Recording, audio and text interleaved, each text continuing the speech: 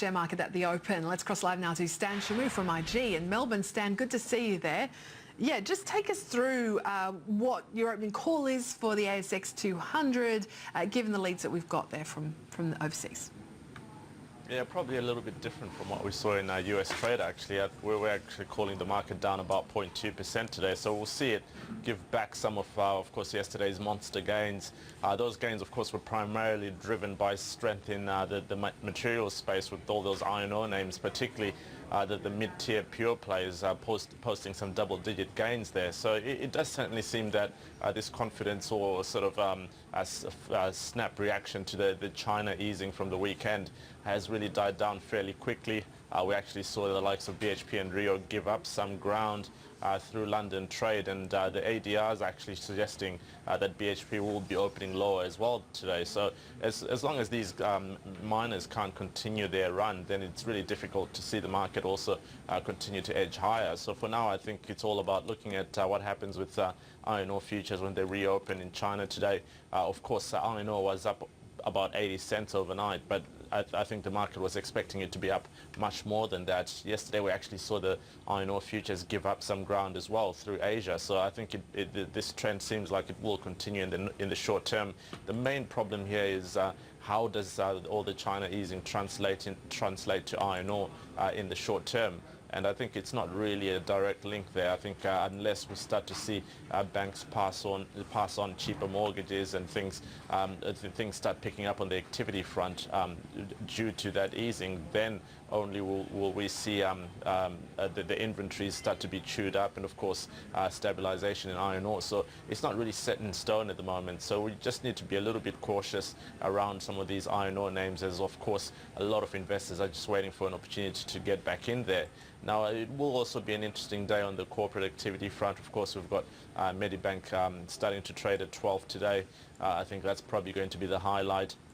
We've got a situation where retail investors are likely to do pretty well out of the IPO, but of course the institutional investors will be looking to add to their positions today because of their fairly low allocation in the IPO. So it will be an interesting day of trade for sure on that front. We also have a couple of annual releases. I think Aristocrat Leisure has its FY report, and of course they've been doing well, all these gaming stocks recently, so that'll be an interesting one to watch. And of course a few AGMs with the likes of Harvey Norman there and Mesoblast, the ones to watch. So it will definitely be an interesting session, plenty to look out for. Just on what we're seeing out of Europe, because we had that German business sentiment survey, you know, first rise in 7 months or so, much better than expected. I think a drop actually had been expected there. How did markets react to that? Yeah, I think it was a bit of a surprise on the Europe front. I think the euro was looking firmly lower yesterday, but managed to actually find support around the November lows in the 124 sort of 3 region. So that actually managed to bounce off that level, really helped by that German IFO business climate reading, which actually snapped, I think, a 7-month losing streak. So that really was quite encouraging. But I think it's a bit of a stale indicator at the moment, given we've heard recent comments by key central bank members suggesting that the economy was in pretty bad shape. We also had comments by ECB member Nowotny, who suggested that the ECB should wait on the sovereign bond purchases until they assess the impact of recent measures. So that also helped the euro pop up a little bit higher. But all things considered, so if you look at the peripheral bonds, the yields continue to drop. I think Spain's 10-year yields were actually below 2% for the first time. So that really indicates that the market's firmly expecting some sort of sovereign bond purchases to be incorporated into its quantitative easing programs. So I think with that considered, the things haven't really changed. The fundamentals are the same. So possibly look to sell the euro if it actually tests that 125 mark. I think it's another selling opportunity. And of course, momentum plays on a break below the November lows are also a possibility in the short term. Just on Japan as well, because it was on a holiday yesterday. What do you see for it today as it returns to trade? Yeah, I think Japan will play a little bit of catch-up today. I think it's definitely going to be of big interest, just mainly because we've got the BOJ's monetary policy meeting minutes today being released at 10:50 a.m.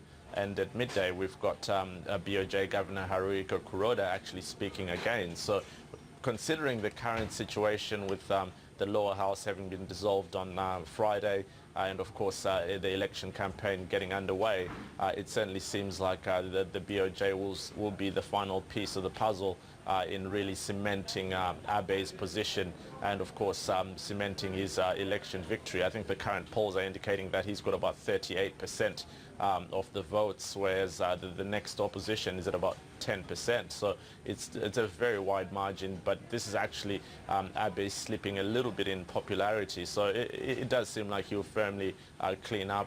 But of course now it's all about what happens next for Japan. Abenomics hasn't really delivered. What steps does he take now to try and alleviate this downward spiral that the economy has taken? So it will be very interesting. Currently we're calling the Nikkei up about 0.8%.